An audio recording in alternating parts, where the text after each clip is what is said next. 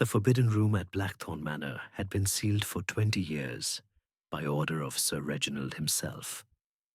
Yet at dawn on All Souls' Eve, 1933, the oak door stood ajar. Inside, the master of the house slumped across a crimson Persian rug, throat opened ear to ear. No blade, no footprints in the dust, the bolt thrown from within. Hercule Poirot, summoned by a frantic telegram, stepped over the threshold and inhaled the metallic tang of blood mingled with incense.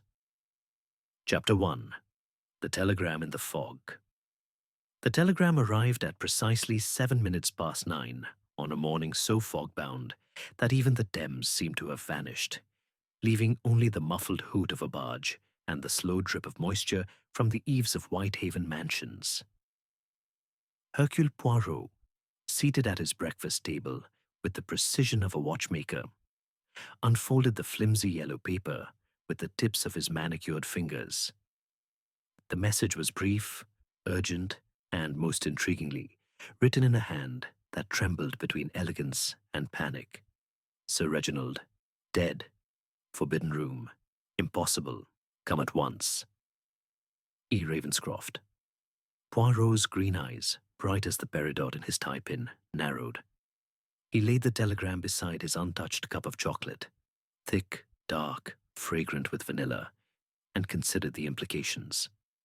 Sir Reginald Ravenscroft, baronet, recluse, collector of curiosities, both arcane and perilous.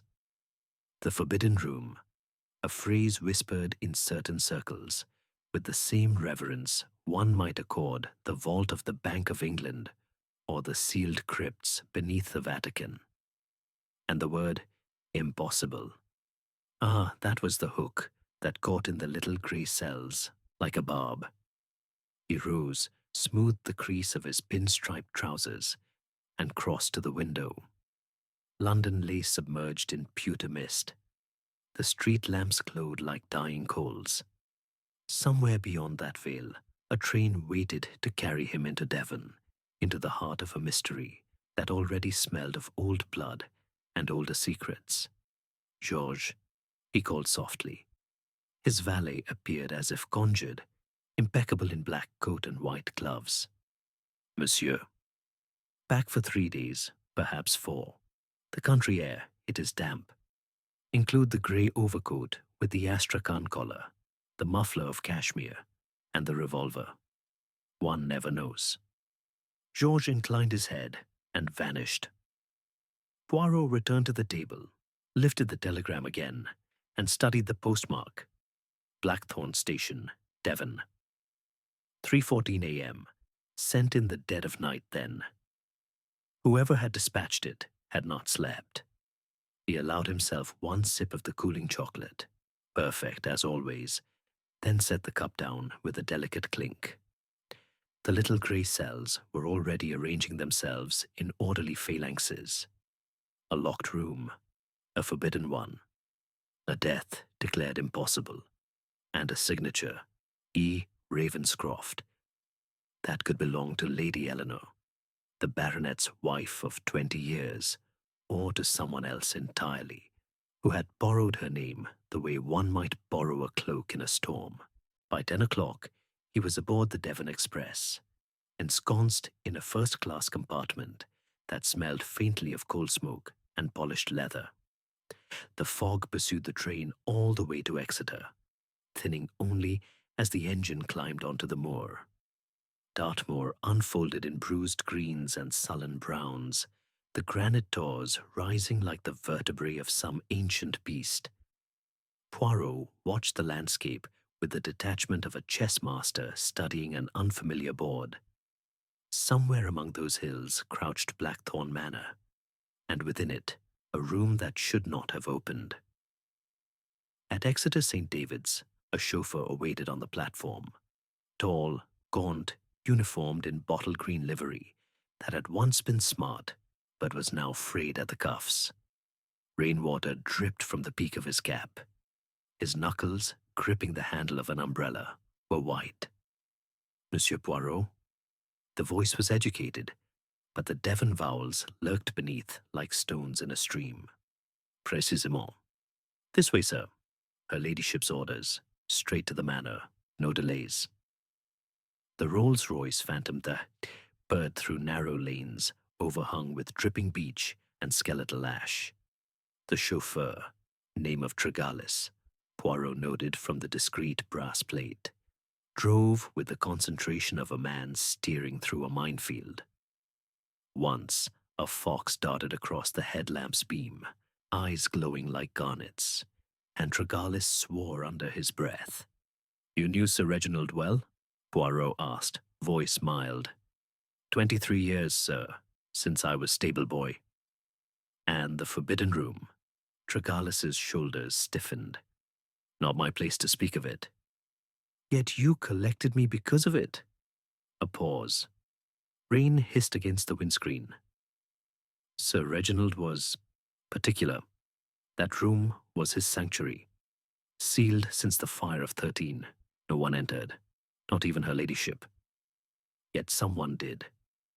The chauffeur's eyes flicked to the rearview mirror, met Poirot's, and slid away. Aye, and now he's dead in it. The manor appeared without warning, a jagged silhouette against a sky the color of wet slate.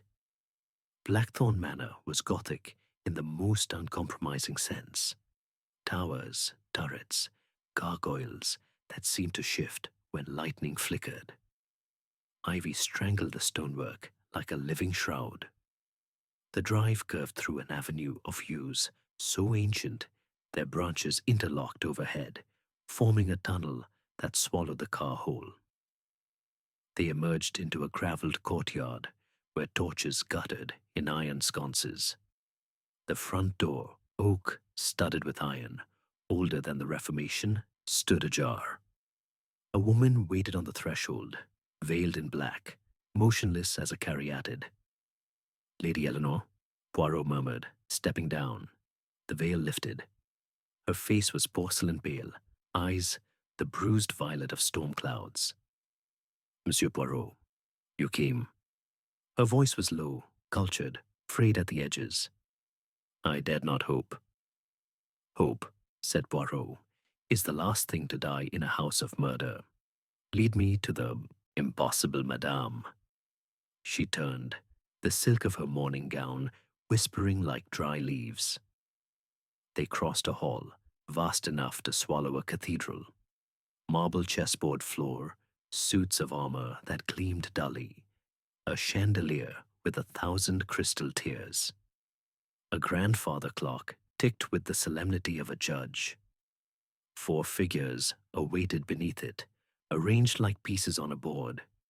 Captain Marcus Hale, scarlet tunic, medals, moustache waxed to bayonet points, stood at attention, but his left hand opened and closed spasmodically. Dr. Elias Voss, skeletal in tweed, adjusted pince-nez that magnified eyes the color of pond water. Miss Lilibet Grey, the governess, clutched a rosary of black beads, her blonde hair escaping its pins like pale flames. And a fourth, Poirot's gaze sharpened, a woman in violet silk, heavily rouged, exuding patchouli and desperation, Madame Duval, medium to the aristocracy. The household, Lady Eleanor said, assembled at your service. Poirot inclined his head. Enchanté. Now, tell me everything.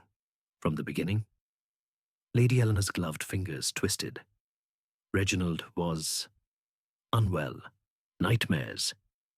He believed the house was haunted by his brother, Roderick, who perished in the fire. Every All Souls' Eve, he locked himself in the forbidden room to commune. At midnight, he entered, alone. I heard the bolt shoot. At 6, the maid found the door ajar. Inside, her voice cracked. Inside, he was dead, throat cut, no weapon, the bolt still thrown from within. Captain Hale barked a laugh that held no humor. Uncle was dramatic, probably staged his own demise for attention, only the staging went wrong. Marcus, Lady Eleanor's whisper lashed like a whip. Dr. Voss cleared his throat. Rigor suggests death between midnight and 3. The wound clean, left to right, carotid and jugular severed. Exsanguination rapid, yet no blade, no footprints in the dust, windows barred since 1897. Poirot's gaze swept the hall. Above the staircase, a portrait of Sir Reginald glared down, hawk nose, iron grey beard, eyes that followed. Beneath it, a table held a silver salver, and upon it an iron key, heavy, ornate, sealed with scarlet wax, impressed by the Ravenscroft crest. A raven clutching a broken chain. "The key," Poirot said softly. "It was with him?" Lady Eleanor nodded. "Always. He wore it on a chain. After, we found it on the desk." Poirot lifted it. The wax was fresh, the impression crisp. Yet beneath the raven's wing, a hairline crack. Someone had resealed it hastily. He slipped the key into his pocket. "Show me the room." They ascended the grand staircase, footsteps echoing. Portraits watched. Ravenscrofts in ruffs, in periwigs, in Victorian whiskers. At the landing, a corridor branched left, panelled in dark oak. At its end, a door, smaller than the others, iron-bound, the wood scarred by fire. A brass plate read, "Forbidden." The door stood open now. Inside, the air was thick with dust and the copper-sweet stench of blood. A single window, barred, admitted grey light. The floor was bare boards, save for a Persian rug, soaked dark at the centre. Sir Reginald lay on his back, arms flung wide, throat a second mouth gaping in accusation. His eyes, still open, filmed, stared at the ceiling where shadows danced like mocking spirits. Poirot knelt. The wound was precise, almost surgical. No hesitation marks. The arterial spray had arced across a tapestry depicting Salome with the Baptist's head. Appropriate, perhaps, or deliberate. On the desk, an open ledger, ink still wet on the final entry. He read aloud, 30th October 1933. They know about the twin. God forgive me. Twin. The word hung in the air like incense. Dr. Voss muttered, "Delirium tremens." Sir Reginald drank. "Yet the hand is steady," Poirot observed. "And the twin, Roderick, yes?" Declared dead in 1913. Lady Eleanor's veil trembled. A tragedy. The east wing burned. Roderick was trapped. Trapped, Poirot echoed. Or hidden. He moved to the rug. Beneath it, the dust was disturbed. Not footprints, but a scuff, deliberate, leading to a bookcase. He pressed the spine of a volume, Fraser's Golden Bough. A click. The bookcase swung inward, revealing a narrow passage, walls blackened by ancient soot, floor thick with cobwebs. And in the dust, small bare footprints. A child's, leading in, none leading out. Lilibet Grey gasped, crossing herself. The little girl, she wanders on All Souls. Poirot bent closer. The prints were fresh, the edges sharp, and caught on a nail, blonde hair, fine as gossamer. He tucked it into an envelope. From the passage came a sound, a child's voice, singing. "Ring a ring, O roses, a pocket full of posies." The notes were sweet, eerily pure, then abruptly cut off. The temperature plummeted, breath plumed white. Captain Hale's hand went to his revolver. What the devil? Poirot straightened, eyes glittering. The devil, Captain, is in the details. And the details, they begin here. He stepped into the passage. The others hesitated, then followed. The beam of Poirot's torch carved a tunnel through the dark. The footprints continued, 10 paces, 12, then vanished at a blank wall. But the wall was not blank. A panel, flush, seamless. Poirot's fingers found the catch. It opened onto a staircase spiraling down into blackness. Below, something moved. A child's giggle echoed, closer now. Then silence. Poirot turned to the company, his face grave in the torchlight. We descend. But first, tell me, who among you believes in ghosts? No one answered. The clock in the hall struck 4. Somewhere in the depths of Blackthorn Manor, a piano played a single, discordant note, though the instrument had been removed after the fire 20 years ago. And from the darkness below, the child's voice whispered a name. Chapter 2. The Room That Should Not Open. Poirot lingered on the threshold of the forbidden room, as though it were a chessboard, and he the grandmaster reluctant to commit his first pawn. The others crowded behind him, Lady Eleanor's veil fluttering like a trapped moth, Captain Hale's boots scuffing the parquet, Dr. Voss polishing his spectacles with a trembling handkerchief, Lilibet Grey whispering the Ave Maria under her breath. Madame Duval had remained below, claiming the vibrations were too oppressive. Poirot had not insisted. One less variable. He inhaled once, deeply. The air carried iron, incense, and something sweeter. Jasmine, perhaps, from a lady's handkerchief, pressed too late to a wound. Or guilt. Silence, if you please, he murmured. And the company obeyed, as though a spell had been cast. Even the storm outside seemed to hush. Poirot stepped inside. The Persian rug, once crimson, now the color of dried liver, squished beneath his patent leather shoes. He knelt, heedless of the stain, and examined the body with the reverence of a priest at an altar. Sir Reginald Ravenscroft lay supine, arms cruciform, the wound in his throat a dark grin.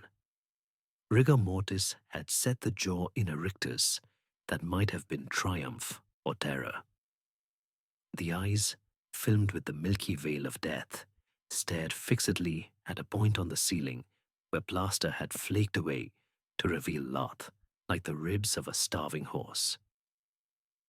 Time of death? Poirot asked without looking up. Dr. Voss cleared his throat. Between midnight and 3, as I said. Liver temperature. Is unreliable in an unheated room, Poirot finished. But the blood? Observe how it has pooled and clotted. The spray upon the tapestry, Salome, yes. It arcs left to right. The killer was taller than the victim, or stood upon something. And the angle? He rose, mimed the stroke with an invisible blade. A backhand. Unusual for a right-handed man. Curious. Captain Hale snorted. Uncle was left-handed. Précisément. Poirot's eyes gleamed. Yet the wound suggests otherwise. Unless the killer wished us to believe Sir Reginald cut his own throat. Impossible, given the bolt. He moved to the door. The bolt was old iron, thick as a man's thumb, thrown from the inside. No scratches, no tool marks. The keyhole beneath was likewise pristine. He produced a magnifying glass, studied the screws. Undisturbed since installation, 1897, according to the plate. The door itself, oak, 2 inches thick, iron-bound. No panel cut, no secret hinge. The windows. He crossed to them in 3 precise steps, bars of wrought iron, mortared deep into stone. Ivy clung outside, but the tendrils were unbroken, the mortar undisturbed. A bird could not pass, let alone a man. Or a ghost, Lilibet whispered. Poirot ignored her. He turned to the desk. The ledger lay open, its final entry still damp. He lifted the pen, Mont Blanc, gold nib, ink black as midnight. The pressure of the last stroke had torn the paper. They know about the twin, God forgive me. Beneath, a blot. Someone had rested the pen too long, or hesitated. He closed the ledger, slipped it into his pocket. Lady Eleanor gasped. Evidence, madam, he said gently. It will be returned. Now the rug. He rolled it back with care, revealing floorboards, dark with age and dust thick as felt. In it, A single scuff, heel drag, deliberate, leading to the bookcase. The bookcase was mahogany, carved with ravens in flight, their eyes inlaid with jet. Poirot ran his fingers along the spines. The Golden Bough, Malleus Maleficarum, a first edition of Dracula. Appropriate, perhaps. He pressed the Golden Bough. A soft click. The bookcase swung inward on concealed hinges, exhaling a breath of cold, stale air. The passage beyond was narrow, walls blackened by the fire of 1913, floor ankle-deep in cobwebs. And in the dust, footprints, small, bare, a child's, leading in, none leading out. Mon Dieu, Hale breathed. Poirot produced his torch. The beam cut a tunnel through the dark. The footprints continued, 10, 12, then stopped at a blank wall. But the wall was not blank. A panel, flush, seamless, the wood grain matching perfectly. Poirot's fingers found the catch beneath a carved raven's wing. The panel sighed open onto a staircase spiraling down into blackness. From below, a scent. Jasmine again, stronger now, mingled with something medicinal. Laudanum. Stay here, Poirot ordered. All of you. He descended alone. The stairs were stone, worn concave by centuries of feet. The air grew colder, damper. At the bottom, a corridor, bricked up at one end, but the mortar was fresh, the bricks new. A door to the left, iron-bound, like the one above, but smaller. Unlocked. He pushed it open. A nursery. Dust sheets shrouded a rocking horse, a doll's house the size of a small cottage, a child's bed with rails. On the walls, faded murals, fairies, unicorns, a raven with a broken wing. And on the floor, more footprints, circling, as though the child had danced. In the center, a trapdoor, padlocked, the hasp new. Poirot knelt, examined the lock. Scratched, recently forced. He straightened. Something caught his eye, a scrap of fabric snagged on the bedrail. Silk, violet, embroidered with a tiny D. Madame Duval's scarf, or coincidence. A sound, soft, deliberate. Footsteps overhead, in the forbidden room. Someone had disobeyed. Poirot retraced his steps swiftly. The others were clustered at the bookcase, faces pale in the torchlight. Who entered? He demanded. They looked at one another. Lilibet's rosary clicked. Hale's hand was in his pocket, on his revolver. I heard singing, Lady Eleanor whispered, from below. Poirot's gaze fell to the floor. The child's footprints had been joined by others, booted, adult, leading out of the passage and across the forbidden room to the door. Fresh. The dust was disturbed in a perfect line. Someone was here, he said softly. While we spoke, someone who knows this house better than any of us. He stepped back into the room. The body was unchanged, but something was different. The ledger was gone from his pocket, and on the desk, in fresh ink, a new entry. Poirot will die tonight. The twin hungers. The ink was still wet. Chapter 3. The Seance of Smoke and Lies. The drawing room at Blackthorn Manor had been designed for grandeur, not grief. Gilt cornices, a ceiling painted with nymphs and satyrs frozen in eternal revelry, a marble chimney-piece carved with ravens devouring their own wings. Tonight, every candle guttered in its sconce, and the nymphs seemed to leer. A single chandelier, crystals dulled by decades of soot, swung imperceptibly, though no draught stirred the heavy velvet curtains.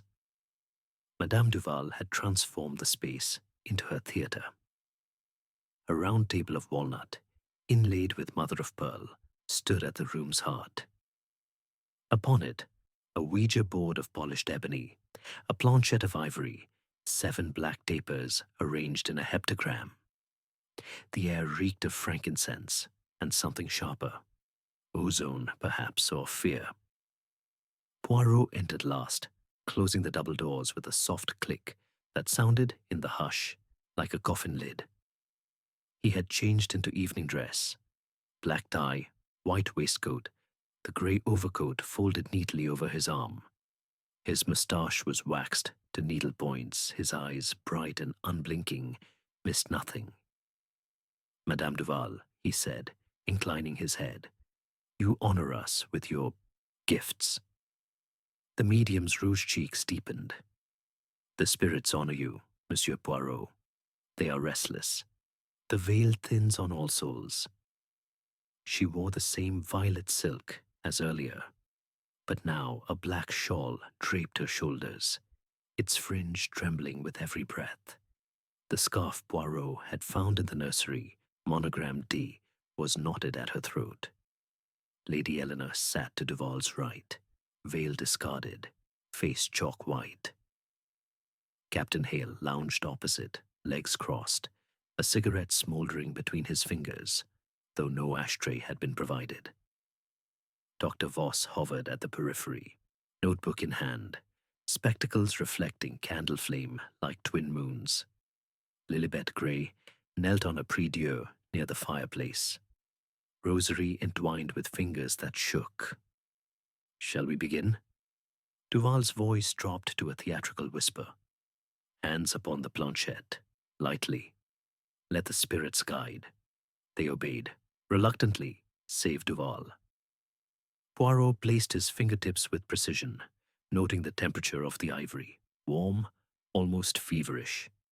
The candles flared, though no window was open. Spirit of Blackthorn Manor, Duval intoned, eyes rolling back until only crescents of white showed. We seek the truth of Sir Reginald's passing. Speak! The planchette jerked. Hale's cigarette ash fell unnoticed. Lady Eleanor stifled a sob. Voss scribbled furiously. Who? Duval pressed. Name the betrayer. The planchette moved, again slower, as though reluctant. A collective intake of breath. Poirot's fingers remained steady, but he felt the tremor in Duval's wrist. Genuine or superb acting. Roderick is dead, Hale snapped. Burned insta-contine, I saw the coffin. Ask it something only the dead would know, Poirot murmured. Duval's head lolled. Spirit, where did Sir Reginald hide the raven's eye ruby? Voss leapt up, crossed to the fireplace. His fingers probed the carved ravens. A click. A small panel slid aside, revealing a velvet pouch. Inside, a ruby the size of a pigeon's egg, dark as congealed blood. Mon Dieu, Hale whispered. Uncle's lucky charm. Lost since the war? Poirot's eyes narrowed. The ruby was real, flawless, cold. But the panel had been oiled recently. The mechanism moved without resistance. Duval swayed. The spirit grows faint. One more question. Poirot leaned forward. Ask it. Why does the child sing? The planchette froze. Then, with sudden violence, it shot across the board, spelling, the candles snuffed as one. Darkness swallowed the room. A child's giggle, high, crystalline, echoed from the walls themselves. The temperature plummeted. Frost bloomed on the Ouija board. Hale's chair crashed backward. Lights! Voss fumbled for matches. Poirot remained seated, eyes closed, listening. Beneath the giggle, another sound, soft, deliberate.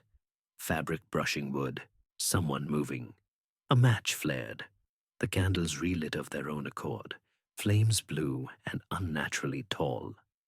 The planchette lay cracked in two. Upon the table, etched into the wood as though by a red-hot stylus, the twin lives. Lady Eleanor screamed. Lilibet crossed herself frantically. Duval slumped forward, genuinely unconscious, or so it seemed.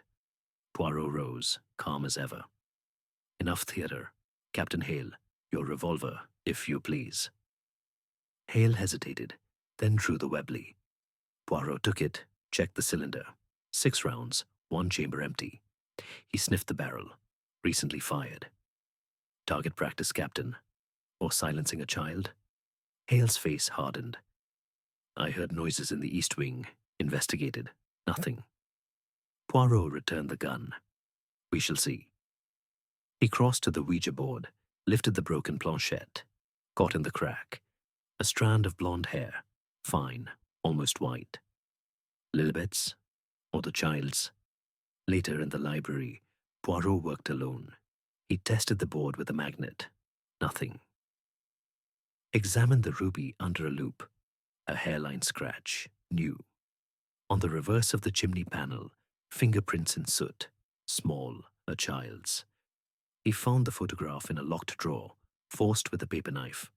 Sir Reginald, arm around two boys, identical, aged perhaps 10. One smiled, the other's face had been scratched out with something sharp. On the back, in faded ink, R&R, 1890, forgive us. A noise, soft footfalls in the corridor. Poirot extinguished the lamp. The door opened a crack. Candlelight spilled in, illuminating Lilibet Grey. She carried a tray, cocoa, biscuits, a single white rose. I thought you might need sustenance, she whispered. Her eyes were red-rimmed. Poirot accepted the tray. You believe in the spirit, mademoiselle? I believe in evil. She glanced at the photograph. Sir Reginald, he was kind to me. Once. Yet you fear him still. She flinched. He said the child was his penance, that she sang to remind him. Poirot lifted the rose. Beneath it, a note in childish scrawl. The twin watches, run. The ink was still wet. Footsteps overhead, measured, adult. Then the child's voice, singing from the vents. Ring o' roses, a pocket full of posies. Artichoux, artichoux. The library clock struck 1. From the forbidden room, impossibly, a single piano note, middle C, pure and chilling. The instrument had been removed after the fire. Everyone knew. Poirot set the note aside. We are not alone, mademoiselle. And the twin. Perhaps he is not the only one who hungers. He opened the drawer again. The photograph was gone. In its place, a child's pinafore, stained with fresh blood. And on the wall, in the same red-hot script, Poirot dies at dawn. Chapter 4. The dagger that wasn't there. Dawn arrived at Blackthorn Manor like a reluctant witness, grey, sullen, and unwilling to illuminate anything clearly. Poirot stood at the armory window, watching mist coil around the yew trees, as though the estate itself were exhaling a long-held secret. He had not slept. The little grey cells required no rest when a puzzle presented itself in such exquisite insolence. Behind him, the armory was a museum of violence, curated by generations of Ravenscrofts. Suits of armor from Agincourt to the Somme lined the walls like silent sentinels. Longbows, arquebuses, a Zulu assegai still crusted with old blood. And in the center, beneath a glass case lit by a single electric bulb, an empty velvet cradle shaped for a dagger. Captain Hale had discovered the theft at 5:30, rousing the household with the vigor of a man who preferred action to thought. Now the company assembled once more, bleary-eyed and brittle.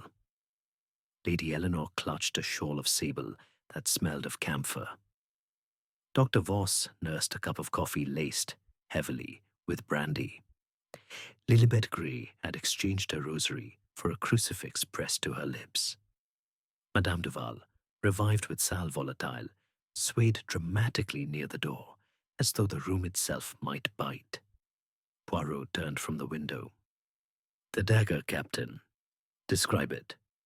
Hale straightened, every inch the soldier. Burmese, 19th century. Blade 9 inches, slightly curved, ivory hilt, carved with lotus. Presented to great-grandfather by the King of Ova after the Third Anglo-Burmese War. Worth a small fortune. And the case? Poirot approached the display. The glass was intact, save for a perfect circle, cut from the front panel, neat as a coin. The edges were smooth, recently polished. A glass cutter, professional. Yet the lock, he examined the brass mechanism, untouched. The thief was already inside the case. Voss frowned. Impossible. I locked it myself at 11 last night. Checked at midnight. Poirot's eyebrow arched.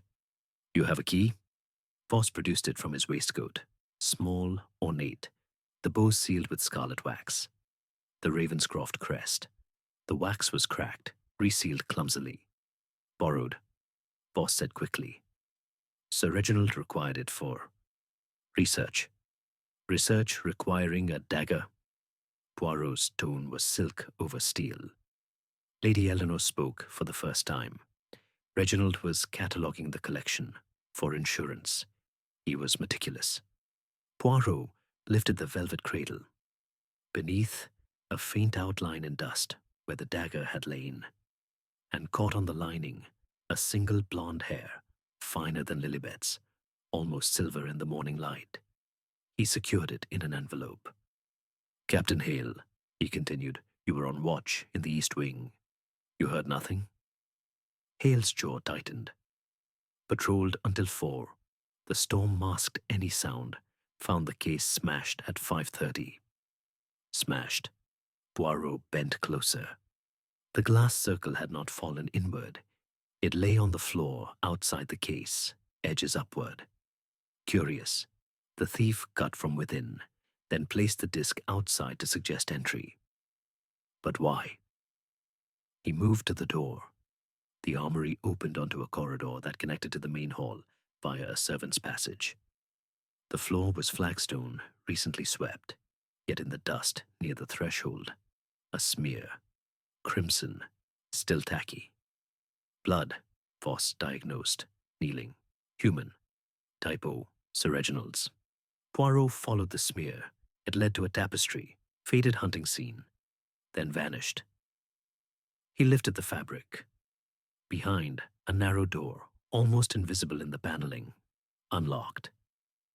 It opened onto the passage Poirot had discovered yesterday, the one from the forbidden room. Someone carried the dagger here, he murmured, wrapped in something to staunch the blood. They descended. The passage was colder now, the air thick with the scent of earth and decay. The child's footprints had been obliterated, deliberately, by larger boots. At the nursery end, the trapdoor Poirot had noted yesterday stood open. The padlock lay severed, the hasp bright where the bolt cutters had bitten. Inside the nursery, chaos. The dust sheets were torn, the doll's house overturned. Miniature furniture scattered like bones. And on the child's bed, the Burmese dagger, clean as new, wrapped in the blood-stained pinafore. The monogram RR was now clearly visible. Roderick Ravenscroft. Lilibet Grey entered behind them, saw the pinafore, and collapsed. It was in the attic, she sobbed. I swear I never. Poirot lifted the cloth. Beneath the dagger, a locket, gold, art-shaped. Inside, a miniature portrait. Sir Reginald, younger, smiling, and a lock of dark hair, adult, coarse. On the back, engraved, "To my brother, forever, R." Roderick's, Lady Eleanor whispered. Reginald wore it always. After the fire, he said it was all that remained. Poirot closed the locket. Yet the hair is fresh, cut recently, and the pinafore, monogrammed for a boy, yet the blood is new. He examined the trapdoor. Beneath it, a ladder descended into darkness. The rungs were slick with mud. At the bottom, a tunnel, bricked walls, low ceiling, the air damp and fetid. Footprints again, adult boots, leading away, and something else, drag marks, as though something heavy had been pulled. Captain Hale? Poirot called upward. Your boots? Size 10, yes? Hale's face appeared at the trapdoor, pale. How did you... The mud on the ladder, Devon clay, red, matches the soles of your regimental boots. You were here, recently. Hale descended, revolver drawn. I told you. Target practice in the mausoleum. Uncle kept ammunition there. Target practice at 4 in the morning? Poirot's smile was wintry. With a dagger? They followed the tunnel. It sloped gently downward, emerging into the family crypt beneath the chapel. Stone sarcophagi lined the walls, Ravenscroft's from 1420 to 1913. One stood open, Master Roderick Ravenscroft, 1890-1913. The coffin was empty, the lid askew. Earth had been pushed outward, as though from within.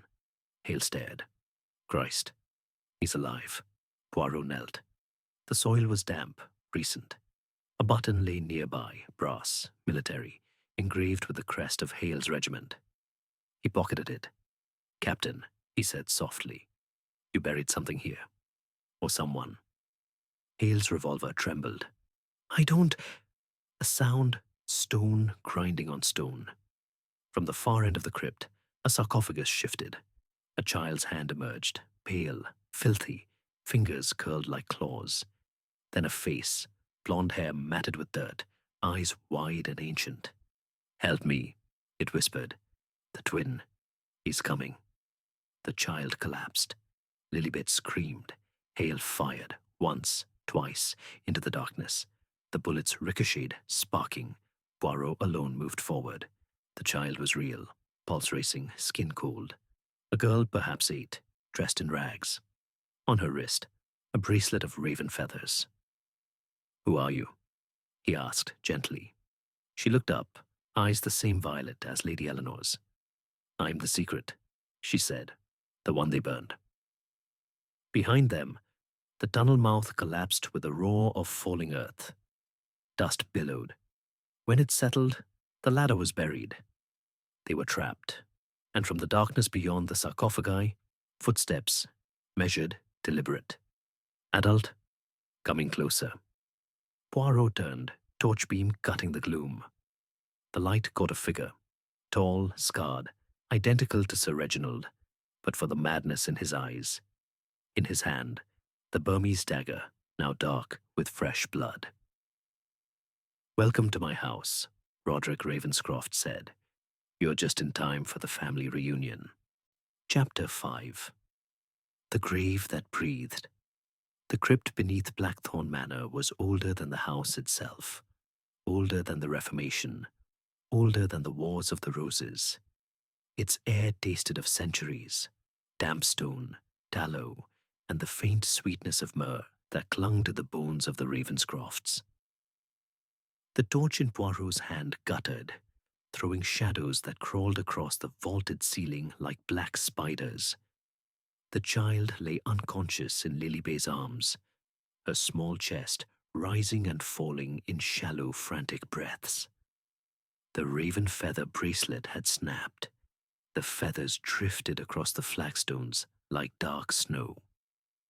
Lady Eleanor knelt beside them, pressing a lace handkerchief to the girl's forehead. The handkerchief came away smeared with dirt and something darker. Blood, but not fresh. Captain Hale stood with his back to the collapsed tunnel, revolver leveled at the figure who had emerged from the gloom. Roderick Ravenscroft, or what had once been Roderick, smiled with Sir Reginald's mouth, but the expression belonged to something feral. The dagger in his right hand caught the torchlight. 9 inches of Burmese steel, lotus hilt slick with crimson. Put it down, Uncle, Hale said, voice cracking like a schoolboy's. Or whatever you are. Roderick tilted his head. Uncle. No, Marcus, I'm the brother you buried alive. His voice was cultured, almost gentle, but the consonants carried the rasp of disuse. 20 years in the dark, fed on scraps, kept like a laboratory rat by that butcher Voss. Dr. Voss, who had been edging toward the shadows, froze. His spectacles flashed. I treated you humanely. Humanely? Roderick laughed, a sound like breaking glass. Laudanum dreams and iron chains. You wanted my brain for your lectures, Doctor. Reginald wanted my silence for his reputation. Poirot stepped forward, placing himself between the dagger and the others. His torch beam never wavered. Monsieur Roderick. You are injured? Roderick's left sleeve was torn. Beneath, a bandage seeped red. A scratch. The child fought when I tried to free her. Free her? Lady Eleanor's voice was a whip. You kept her in a coffin. I kept her alive, Roderick snarled. Reginald would have drowned her at birth. She's his bastard, mine too, in a way. The fire was meant to hide everything. But I crawled out, and I waited. Poirot's mind raced, arranging facts like chess pieces. The child's violet eyes, Ravenscroft eyes. The pinafore monogrammed RR, Roderick's, repurposed. The fresh hair in the locket, cut from Roderick himself to stage the ghost. But the blood on the dagger was new, and the wound on Roderick's arm did not match the volume. He knelt beside the child. Her pulse was steady now. On her neck, a bruise shaped like adult fingers. She was strangled, he murmured. Recently, yet she breathes, curious. Roderick's smile faltered. I found her like that. In the coffin. Reginald's work, he always hated reminders. Poirot lifted the child's wrist. Beneath the crime, a faint mark, a circle of puncture wounds, injection sites. Laudanum, he said, to keep her docile. Dr. Voss's prescription, perhaps? Voss opened his mouth, closed it. His hands trembled. Poirot stood. Let us reconstruct. Sir Reginald discovers the child, his niece, his shame. He confines her in the East Wing with Roderick, his mad twin. Voss supplies drugs to keep both quiet, but Roderick escapes. He learns of the inheritance. Marcus will claim everything if Sir Reginald dies without issue. So Roderick returns. He drugs his brother, slits his throat in the forbidden room, stages the locked door, using the passage and dumbwaiter. Then he places the child in the coffin to frame a ghost. But the child wakes. She fights. Roderick is forced to silence her, temporarily. Hale's revolver wavered. You're saying my uncle's brother murdered him? For money? For survival? Roderick corrected. Reginald planned to institutionalize me permanently. Voss had the papers ready. Poirot's torch swept the crypt. The open sarcophagus, Roderick's, contained not earth but a false bottom. Beneath, a pallet, chains, a chamber pot, and a ledger, identical to the one in the forbidden room. Poirot opened it. Entries in Roderick's hand. 15 oct. Voss increases dose. Hallucinations. 20 oct. Child sings. Reginald weeps. 30 oct. He knows I plan escape. 31 oct. Tonight. The dagger. The final entry was smeared with blood. Poirot closed the ledger. You entered the forbidden room with Sir Reginald at midnight. You argued. He produced the dagger, perhaps to threaten you. You turned it on him. Then you carried the child here, drugged, to complete the tableau. Roderick's eyes glittered. Prove it. Poirot produced the brass button from his pocket, the one found near the grave. Your nephew's regiment. It was torn from his coat in the struggle with the child. He was here, watching, perhaps helping. Hale's face strained. A low rumble interrupted. The ground trembled. Dust sifted from the ceiling. The collapsed tunnel shifted, stones grinding. A gap appeared, narrow but widening, torchlight from above. Tregalis, the chauffeur, shouting, Sir, this way. Poirot moved swiftly. Lady Eleanor, the child, Captain Hale, your revolver, if you please. We ascend. They climbed through the gap into the chapel. The air was colder, the storm spent. Dawn's first light filtered through stained glass, painting the child's face in hues of blood and gold. Roderick was last. As he emerged, Hale lunged, revolver raised. You killed him! Roderick sidestepped, dagger flashing. The blade caught Hale's wrist. The gun clattered. Blood sprayed the altar cloth. Poirot caught Roderick's arm. Enough. The police come. Roderick laughed wild. Let them. I have nothing left. The child stirred in Lilibet's arms. Her eyes opened, violet, ancient. Papa, she whispered, reaching for Roderick. He froze. The dagger slipped from his fingers, rang on the stone. Papa? Lady Eleanor echoed, voice breaking. The child nodded. He kept me safe. From the bad man. Poirot's gaze flicked to Voss. The doctor was backing toward the chapel door, face ashen. Dr. Voss, Poirot said softly. You treated the child also. For what? Experimental vivisection? Or to silence a witness? Voss bolted. Hale, clutching his bleeding wrist, pursued. They vanished into the cloisters.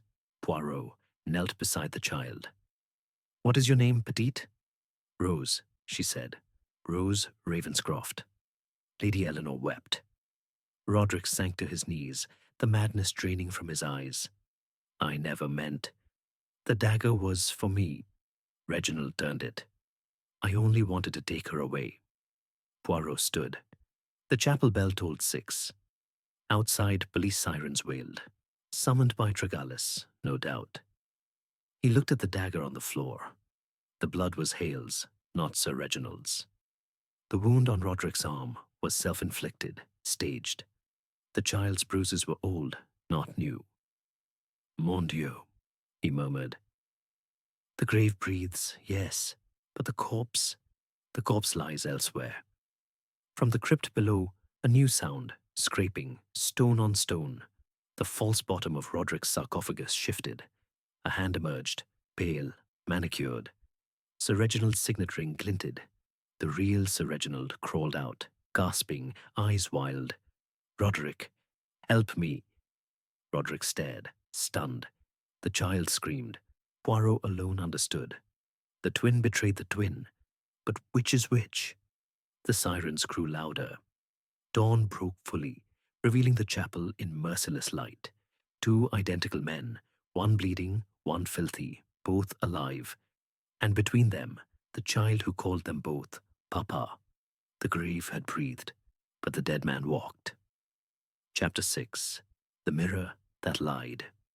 The chapel at Blackthorn Manor had never been consecrated. Built in 1789 by an ancestor who dabbled in Rosicrucianism, its stained glass windows depicted not saints, but alchemical symbols. The Ouroboros, the black sun, the raven devouring its own heart. Now, in the thin light of a November morning, those windows bled color across the stone floor, crimson on the altar cloth, where Hale's blood still dripped, violet on the child's pale cheek. Sir Reginald Ravenscroft, alive, filthy, clothed in the rags of 20 years' captivity, knelt before his twin. Roderick, equally dishevelled, stared back as though at a ghost. Between them, Rose clung to Lilibet Grey, her small fingers twisted in the governess's skirt. Lady Eleanor stood frozen, sable shawl slipping from her shoulders. Dr. Voss had vanished into the cloisters. Hale's pursuit echoed faintly, a desperate clatter of boots on wet stone. Poirot alone moved. He retrieved the fallen dagger, wrapped it in his handkerchief, and slipped it into his pocket. Then he knelt beside the real Sir Reginald, no, the other Sir Reginald, and examined the man's pupils. Pinpricks, laudanum, heavy dose. You were in the sarcophagus, Poirot said softly. Drugged? Since when? The man's voice was a croak. Midnight. Roderick. He came to the forbidden room, said he'd free me, gave me wine. Then, darkness. Roderick shook his head violently. Lies. He kept me chained. I escaped last month. I came back for Rose. Rose whimpered. Papa locked me in the dark, said it was for my own good. Poirot's gaze flicked between the twins. Identical height, identical scars. One on the left cheek, from a childhood fencing accident. One on the right. Mirror images. The left-handed wound in the corpse upstairs, now explained. The killer had faced his reflection. He stood. We return to the house. The police will sort identities. But first, his torch beam swept the chapel. We find Dr. Voss. He holds the key to this labyrinth. They moved as a ragged procession, Poirot leading, torch in one hand, the child's small fist in the other. Behind, the twins supported each other, a grotesque parody of brotherhood. Lady Eleanor followed, eyes hollow. Lilibet carried Rose, whispering lullabies in a voice that cracked. The cloisters were a tunnel of shadows. Rain had ceased. The air smelled of wet yew and candle smoke. Poirot paused at a junction. Footprints, Voss's narrow shoes, Hale's boots, led left toward the east wing. But another set, smaller, bare, led right, toward the attic. Rose, Poirot murmured. You escaped the coffin. How? She pointed upward. The mirror, it opens. Poirot's moustache twitched. Show me. They climbed a servant's stair, narrow and winding. The attic was a cavern of forgotten things. Trunks bound in brass, a rocking horse with one eye missing, a dressmaker's dummy draped in cobwebs. In the center stood a cheval mirror, tall as a man, frame carved with ravens. Its glass was cracked in a spiderweb pattern, the fracture radiating from a single point, bullet height. Poirot approached. The reflection showed the room behind him, but distorted. The twins appeared as one man, split down the middle. He touched the glass, cold. Then he pressed the raven's eye on the left side of the frame. A click. The mirror swung inward, revealing a dumbwaiter shaft, barely wide enough for a child. Rose used this, he said, to move between floors. The twins knew. Voss knew. He lowered himself into the shaft. The ropes were frayed but strong. He descended slowly, torch between teeth. The shaft opened behind the bookcase in the forbidden room. The corpse still lay there, throat gaping.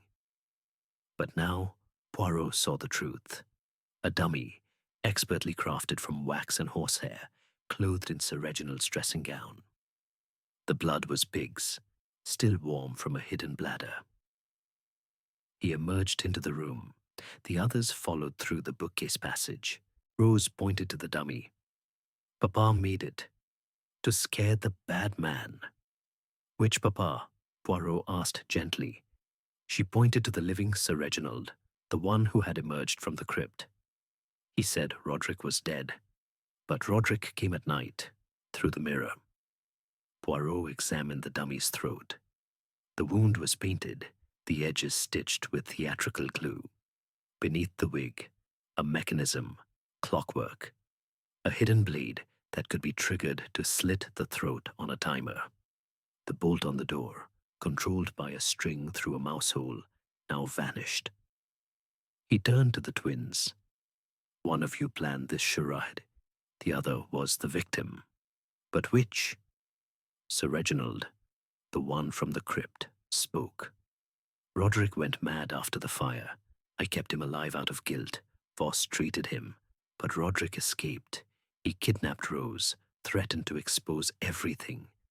I staged my death to draw him out. Roderick laughed, bitter. Lies. He staged it to disinherit Marcus, to keep the fortune for Rose, his bastard. I was the scapegoat. Poirot's eyes narrowed. He produced the ledger from the crypt. The handwriting matched the final entry in the forbidden room, both Roderick's. But the ink in the room was fresh, the pen pressure lighter. A forgery. He moved to the window. The bars were loose. One had been filed, then replaced with putty, painted iron grey. A escape route for a child or a thin man. A crash from below. Hale's voice. Voss, stop! They ran. The grand staircase shook under their feet. In the hall, Voss struggled in Hale's grip, a syringe in his hand. Laudanum. Lethal dose. Hale's wrist was bound with his own tie, blood seeping through. He was burning papers, Hale panted. In the library, medical records, experiments on the child. Poirot took the syringe. You drugged Sir Reginald, kept him in the crypt. For how long? Voss sagged. 20 years. Roderick was unstable. Reginald paid me to keep him quiet. Then the child, deformed, epileptic. Reginald wanted her gone. I couldn't. You could, Poirot said, and did. But Roderick escaped. He found Rose. Together, they planned revenge. The dummy, the blood, the locked room, all to frame Sir Reginald for suicide. But Sir Reginald discovered the plot. He turned the tables, drugged Roderick, hid him in the sarcophagus, staged his death to lure the police. He turned to the twins. You swapped places.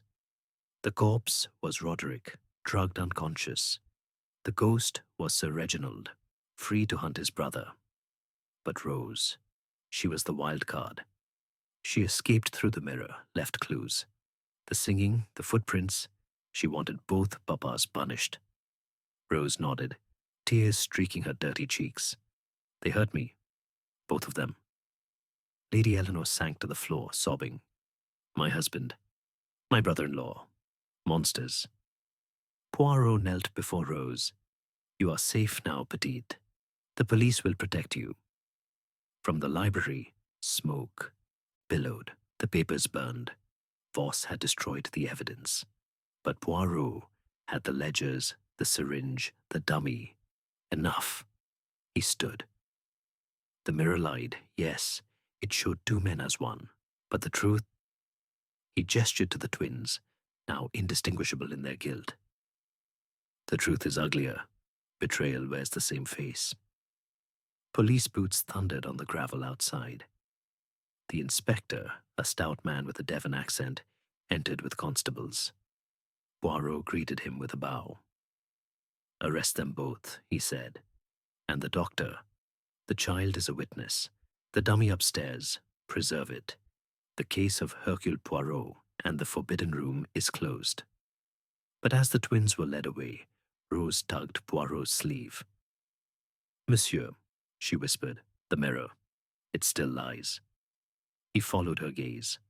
In the hall mirror, his reflection smiled, then winked. The glass was cracked, but intact. And for a moment, just a moment, the reflection's moustache was waxed on the wrong side. Chapter 7. The Twin at the Window.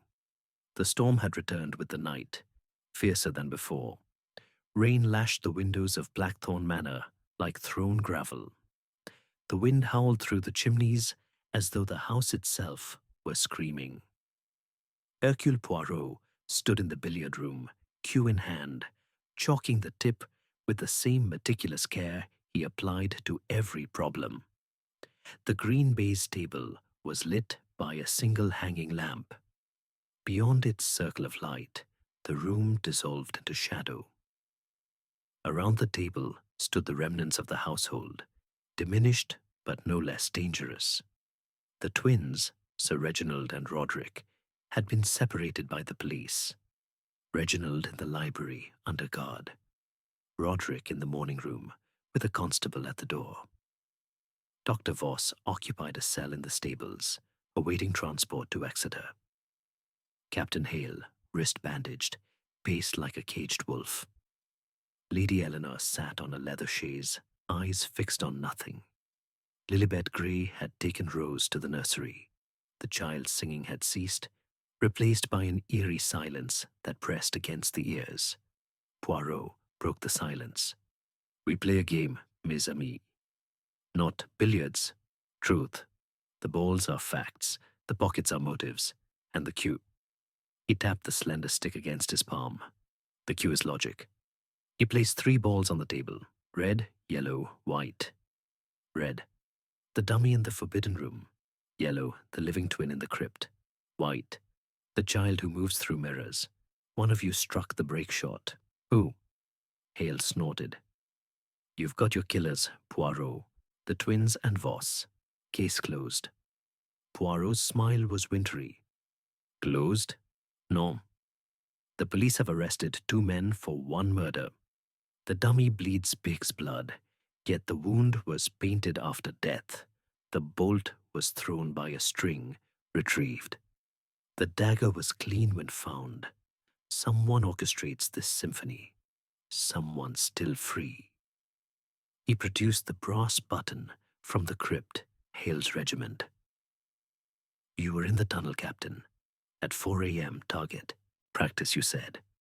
Yet the mausoleum shows no bullet marks. Explain. Hale's jaw worked. I checked the crypt after hearing noises. Found the open coffin. Panicked. Panicked? Poirot placed the yellow ball near a pocket. You fired twice in the chapel, at shadows. Yet your revolver held 5 rounds when I examined it in the drawing room. One missing earlier. Where did it go? Lady Eleanor spoke, voice brittle. Marcus was in the East Wing all night. I heard him. Poirot's eyes flicked to her. You heard boots, madame. Boots can be borrowed. He chalked the cue again. Let us reconstruct the break shot. Midnight, one twin, let us call him Twin A, enters the forbidden room with Sir Reginald. They argue. Twin A drugs the wine. Sir Reginald collapses. Twin A swaps clothes with the dummy, paints the wound, triggers the blade mechanism. He throws the bolt via string, exits through the bookcase passage, retrieves the string. Twin B, believed dead, waits in the crypt, drugged but alive, to be discovered later. The child, Rose, is the witness. She escapes through the dumbwaiter, leaves footprints, sings to alert us. He struck the white ball. It kissed the red, sent it spinning toward the pocket, but stopped short. Almost, he murmured, but the string was cut too short. The bolt could not be thrown from outside. Someone was inside the room after the mechanism activated. Someone locked the door from within, then exited another way. He moved to the window. The storm raged, lightning illuminated the lawn. For an instant, a figure stood beneath the yew tree, tall, scarred, identical to the twins, soaked coat, wild hair. He raised a hand, beckoning. There, Hale barked. The twin. The figure smashed the window with a stone. Glass exploded inward. Rain and wind swept the room. The lamp swung wildly. The figure climbed through, dagger in hand. The Burmese dagger, now dark with fresh blood. Roderick, Lady Eleanor screamed. The man laughed, Roderick's laugh, but colder. Too late, Eleanor. The game ends tonight. Hale lunged, revolver drawn. The intruder sidestepped, dagger flashing. Hale's gun clattered across the baize. Blood sprayed from a shallow cut on his forearm. Poirot alone remained calm. Stop. The intruder turned. Lightning revealed his face. Sir Reginald's, but the scar was on the left cheek, Roderick's. Yet the eyes held Sir Reginald's arrogance. You are neither, Poirot said softly. You are the third. The man froze. What? Poirot produced the locket from his pocket. The one with the dark hair. This hair is not Roderick's, nor Sir Reginald's. It is dyed. The child's bracelet. Raven feathers. Ravenscroft tradition. 1 feather for each legitimate child. Rose has none. But you. He pointed to a faint scar on the man's wrist, hidden by the coat. You have a birthmark. A raven. The true heir. The man's smile faltered. Impossible. No. The fire of 1913 killed no one. It was staged. The twins, Reginald and Roderick, escaped with their nurse. But there was a third brother. Illegitimate. Hidden. Raised in secret. You. He struck the cue ball. It cannoned into the yellow, sent it into the pocket with a soft thud. You are Ravenscroft blood. You learned of the inheritance. You returned. You used the twins' feud, Foss's greed, Hale's debts. You built the dummy. You drugged both brothers, one for the room, one for the crypt. You moved Rose like a pawn. The singing, the footprints, your accomplices. The man backed toward the broken window. Prove it. Poirot produced a photograph, the scorched one from the library. 3 boys now, Reginald, Roderick, and a third, face scratched out. The nurse's diary, hidden in the nursery. You were sent to Canada, but you came back. The raven's eye ruby, stolen by you, planted in the chimney to fool the seance. Hale, clutching his arms, stared. Who the devil are you? The man's laugh was bitter. Ask Eleanor. She knew. Lady Eleanor rose, trembling. No, I buried that secret. Poirot's voice was gentle. You bore a son in 1895 to the gamekeeper. Sir Reginald claimed him as his own to hide the scandal, but the boy was sent away. He returned as Ravenscroft's ghost. You recognized him, madame. That is why you summoned me. Not to solve a murder, but to expose a betrayal. The man lunged for the window. Poirot tripped him with the cue. He fell hard, dagger skittering across the floor. Constables burst in, summoned by the crash. The man fought, wild, desperate, but was subdued. As they dragged him out, he spat at Lady Eleanor. Mother! The word hung in the air like smoke. Poirot retrieved the dagger. The blood was Hale's, superficial.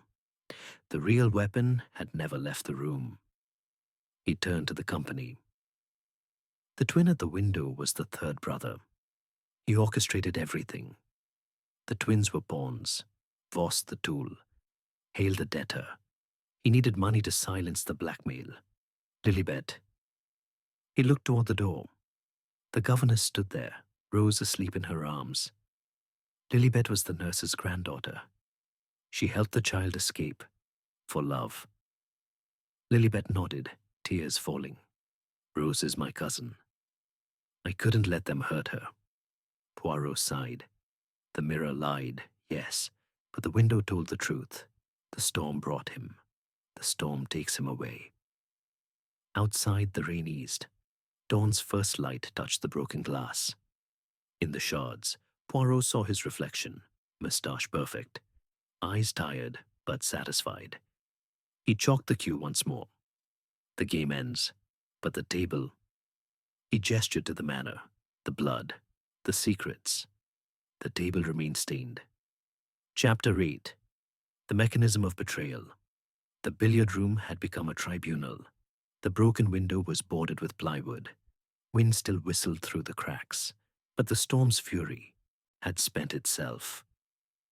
A single lamp burned above the table, casting long shadows that stretched like accusing fingers.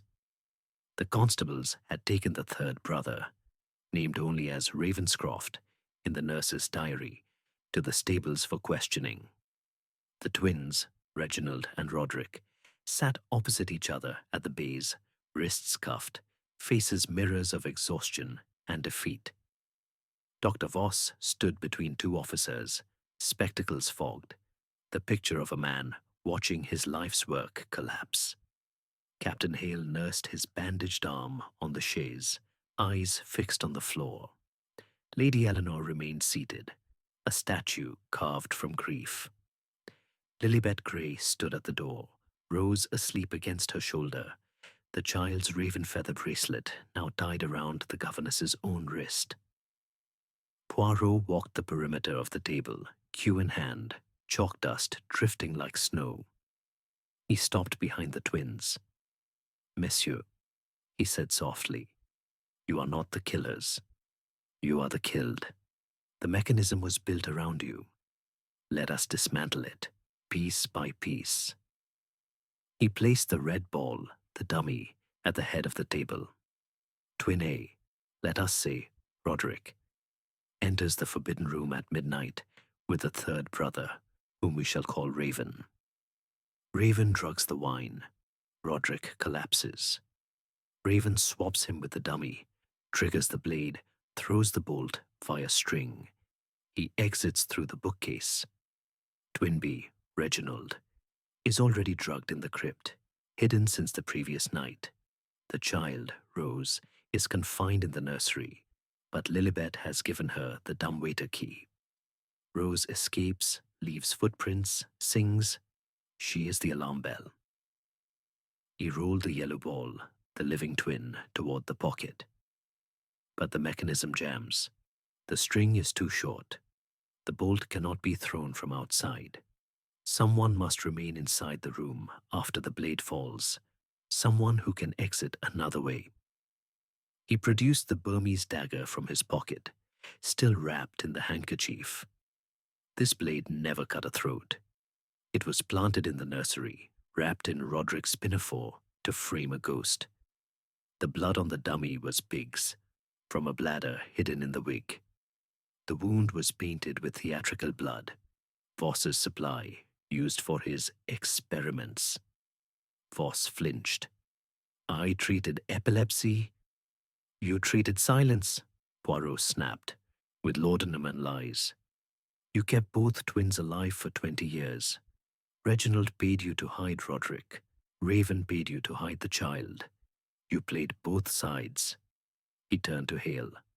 Captain, you discovered the dummy's construction in the East Wing.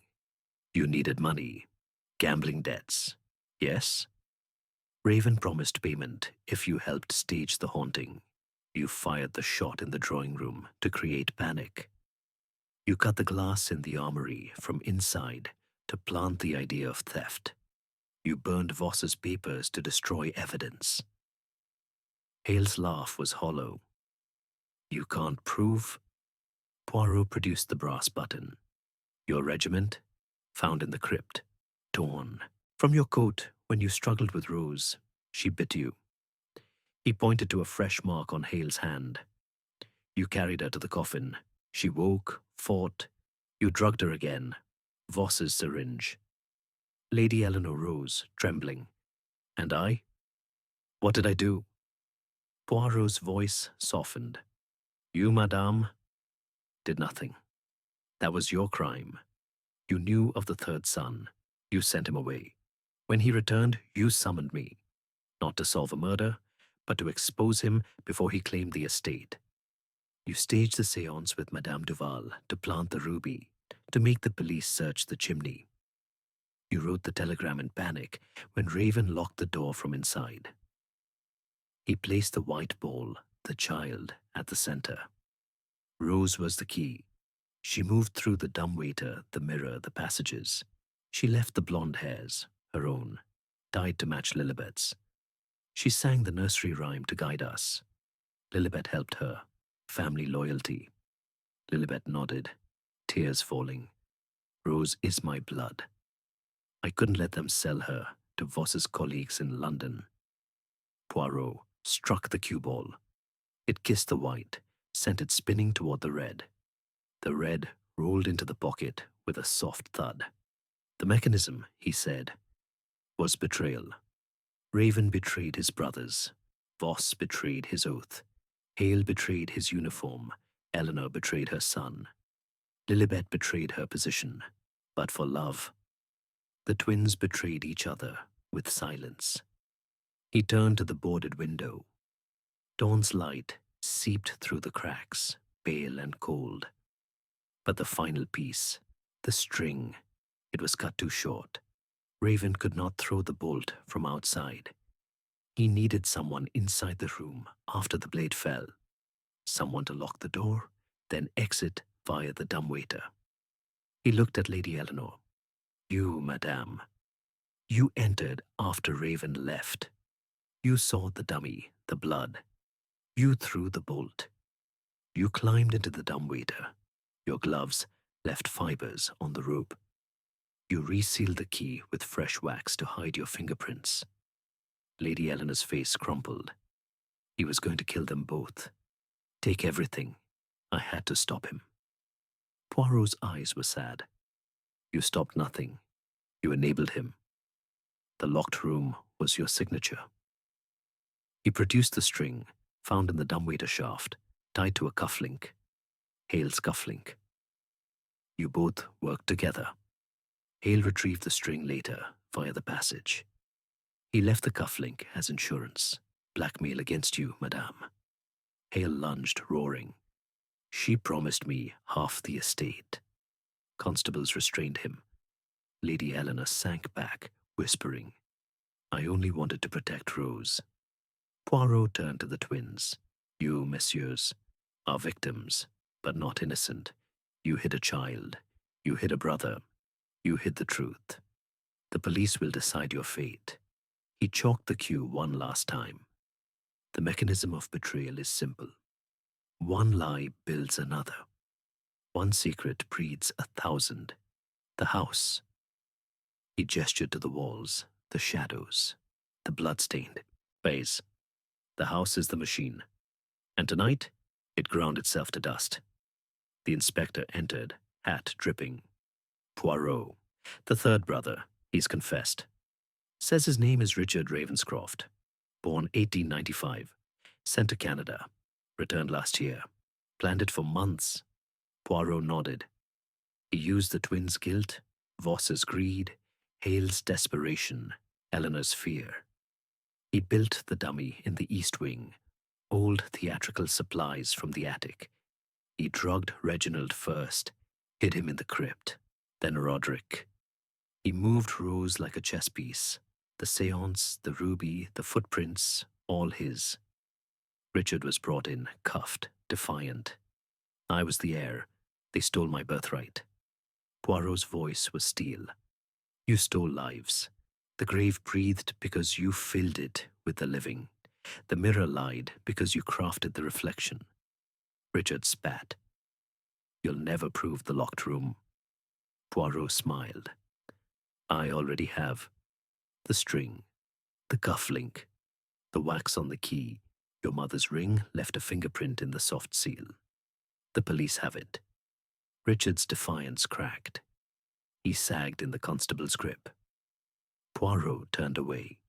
The billiard table was clear now. Balls pocketed. Game over. He laid the cue across the baize like a sword on a coffin. Outside, the rain had stopped. The yew trees stood silent. The manor, for the first time in centuries, seemed to exhale. The mechanism is broken, Poirot said, but the scars remain. He looked at Rose, now awake, clinging to Lilibet. For her, we begin again. Chapter 9. The False Confession. The library of Blackthorn Manor had always been its heart. Oak-panelled, book-lined, a cathedral of silence, where generations of Ravenscrofts had plotted, prayed, and perished. Tonight it was a confessional. The fire had burned low, embers glowing like dying eyes. The long table, mahogany, scarred by centuries of ink and wine, held the evidence in neat rows. The dummy's wig, the pig's blood bladder, the clockwork blade, the string, the cufflink, the wax-sealed key, the nurse's diary, the scorched photograph of 3 boys. Poirot stood at the head, a judge in pinstripes. Around the table, the accused, the betrayed, the broken. Richard Ravenscroft, the third brother, sat cuffed between 2 constables, his scarred face defiant but pale. Captain Hale, wrists bound, glared at Lady Eleanor. Dr. Voss, spectacles removed, stared at his hands as though they belonged to a stranger. Lilibet Grey cradled Rose on a settee, the child's eyes wide, unblinking. The twins, Reginald and Roderick, sat side by side, no longer mirror images, but hollow men. The fight leached from them. Poirot spoke first. We have the mechanism. Now we have the motive. But one piece is missing, the hand that turned the final gear. Someone entered the forbidden room after the blade fell. Someone threw the bolt from inside. Someone climbed into the dumbwaiter. Madame, he turned to Lady Eleanor. You confessed in the billiard room, but your confession is false. Lady Eleanor's lips trembled. I told you. I locked the door. To stop Richard. No.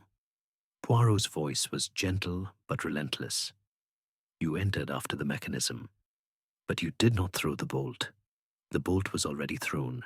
The string was pulled from inside the dumbwaiter shaft. Someone smaller, someone who could fit. All eyes turned to Rose. The child shrank against Lilibet. No, she whispered. I was in the coffin. Poirot knelt before her. You were petite, but not all night. You escaped through the mirror. You sang. You left footprints. You watched. He produced the blonde hair from the Ouija planchette. This is yours. Dyed to match Lilibet's. You placed it to guide us. You wrote the notes in blood. Pig's blood from the dummy. You moved the ruby in the chimney. You were Raven's pawn. But then, his eyes softened. You turned. Rose's voice was a thread. Papa Richard said if I helped, he'd take me away. To Canada. A real family. But then he hurt Papa Roderick. Locked him in the dark. I got scared. Lilibet stroked her hair. She came to me. Told me everything. I helped her leave clues. Poirot stood. The false confession was yours, madame, to protect the child. You saw Rose climb from the dumbwaiter. You found the string. You resealed the key to hide her fingerprints. You lied to shield her. Lady Eleanor nodded, tears falling. She's all I have left. Poirot turned to Richard. You built the dummy. You drugged both twins. You used Voss's laudanum, Hale's debts, Eleanor's guilt. But you needed a child to move through the passages. Rose was perfect, small, silent, terrified into obedience. Until she wasn't.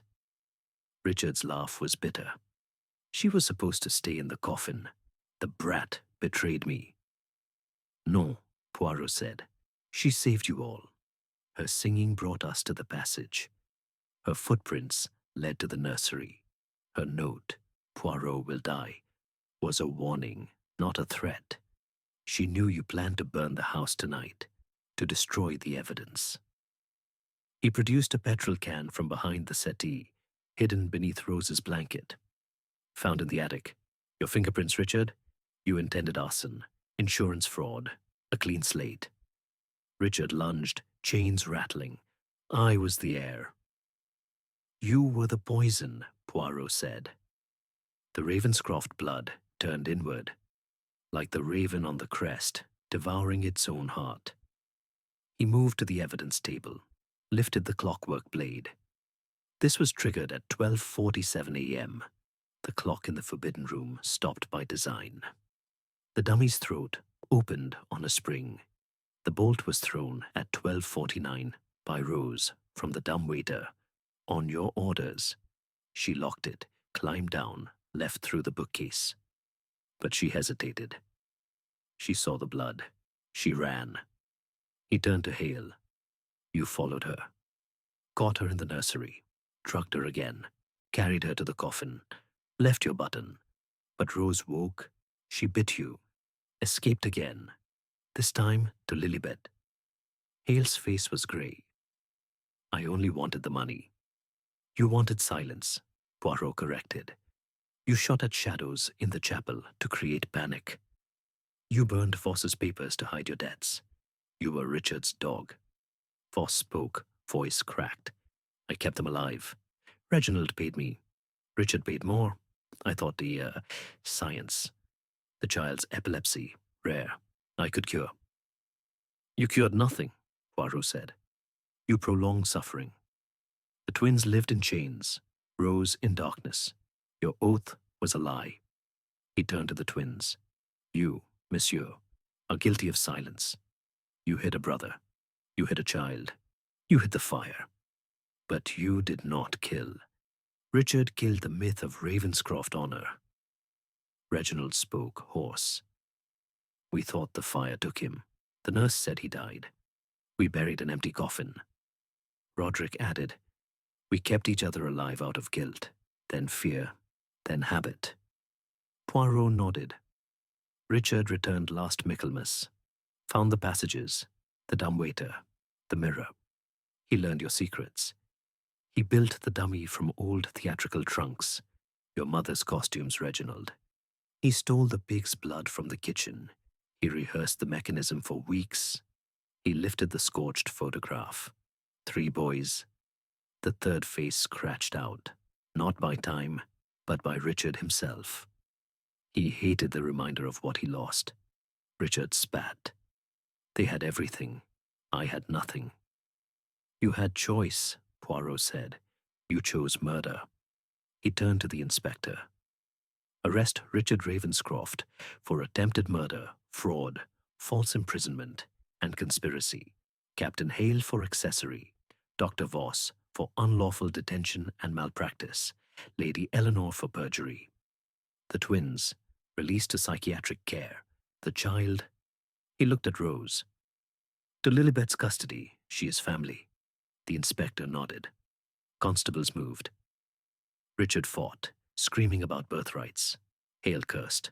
Voss wept. Lady Eleanor embraced Rose, sobbing. Poirot watched as they were led away. The library door closed. Silence fell, broken only by the crackle of the dying fire. He turned to the evidence table. One item remained, the raven's eye ruby. He lifted it to the light. Deep within, a flaw, a tiny inclusion, shaped like a child's hand. Rose, he murmured, the heart of the house. Lilibet approached, Rose asleep again. What happens to her? Poirot smiled, the first genuine smile of the night.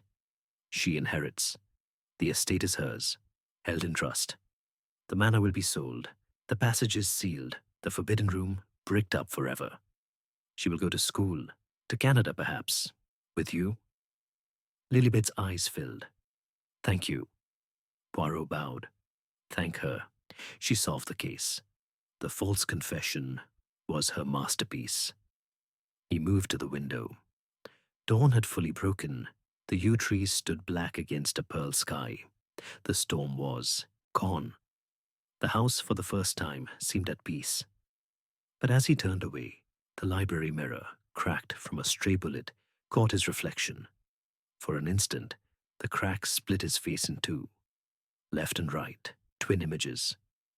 He paused, then smiled. The mirror lies no longer, he said.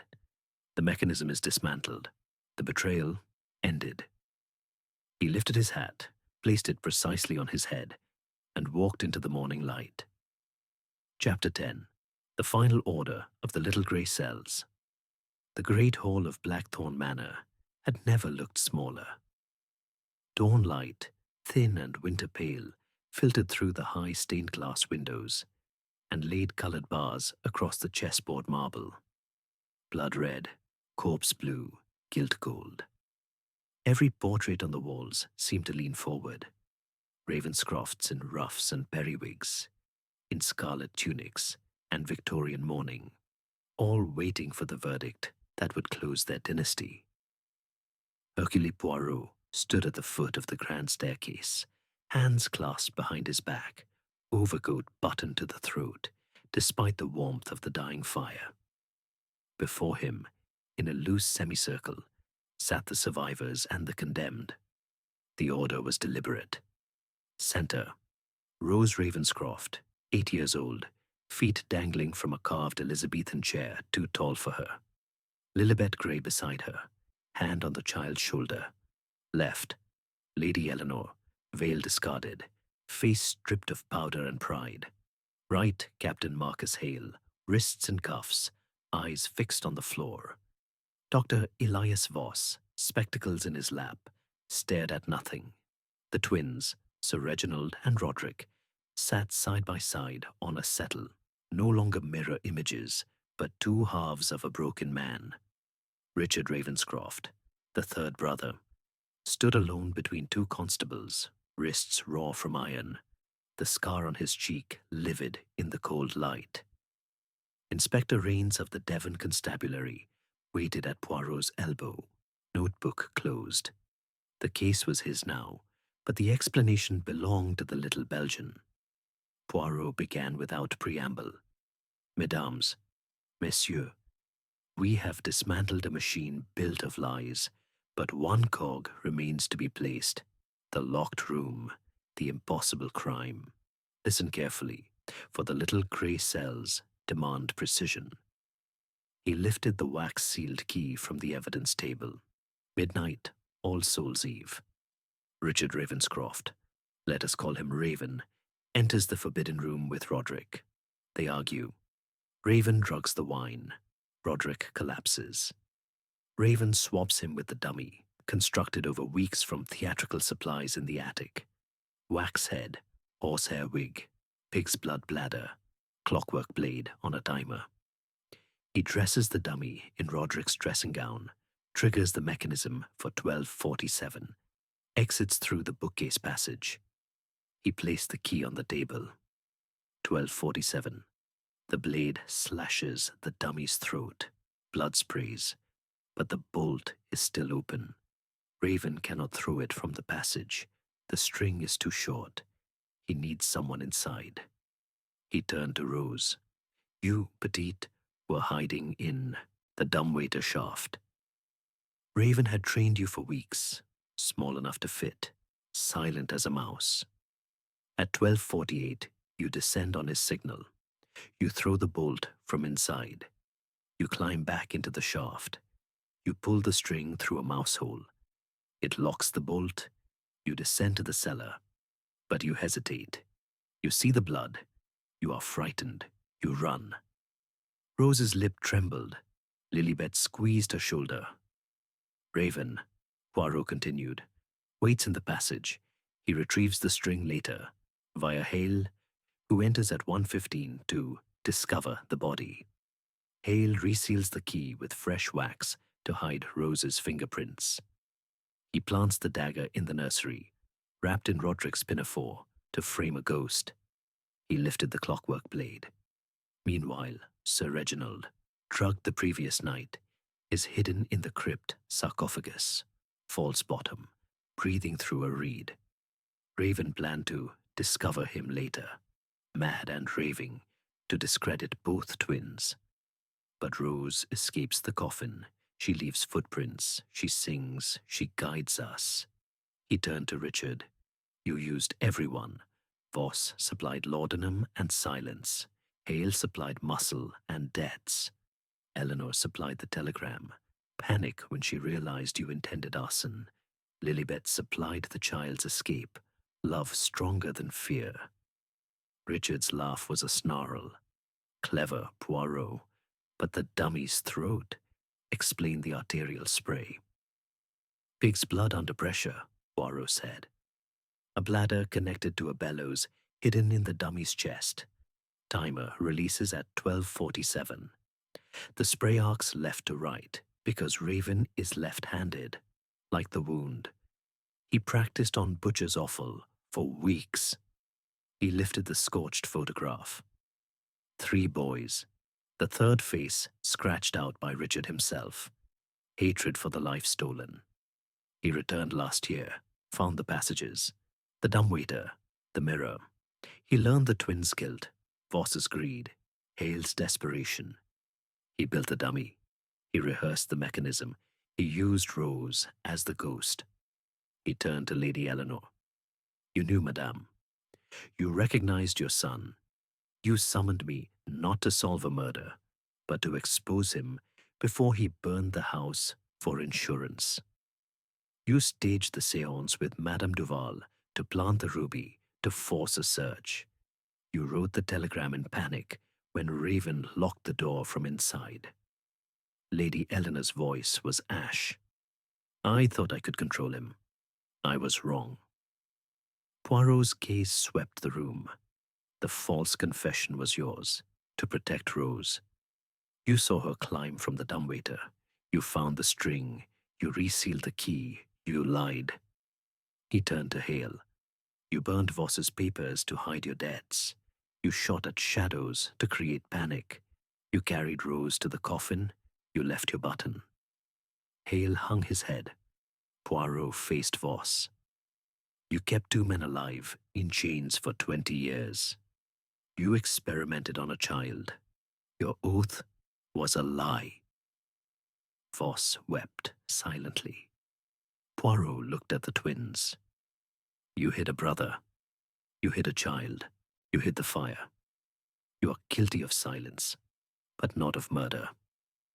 Finally, he turned to Richard. You are the poison in the Ravenscroft blood. You betrayed your brothers. You betrayed your niece. You betrayed your mother. You built a perfect locked room, only to have a child unravel it with a nursery rhyme. Richard lunged, chains rattling. I was the heir. You were the end, Poirot said quietly. He lifted the raven's eye ruby. In the dawn light, the floor inside, a tiny hand, seemed to wave. Rose inherits. The estate is hers, held in trust until she is 21. The manor will be sold. The passages sealed. The forbidden room bricked up forever. Lilibet will raise her. In Canada, perhaps. A new life. Rose slipped from the chair, walked to Poirot, and took his hand. Thank you, monsieur. Poirot bowed. Thank you, Petite. You solved the case. Your courage was the final order of the little grey cells. The inspector stepped forward. Charges? Poirot recited them like a litany. Richard Ravenscroft. Attempted murder, fraud, false imprisonment, conspiracy to commit arson. Captain Hale. Accessory after the fact, destruction of evidence. Dr. Voss. Unlawful detention, medical malpractice. Lady Eleanor. Perjury, obstruction of justice.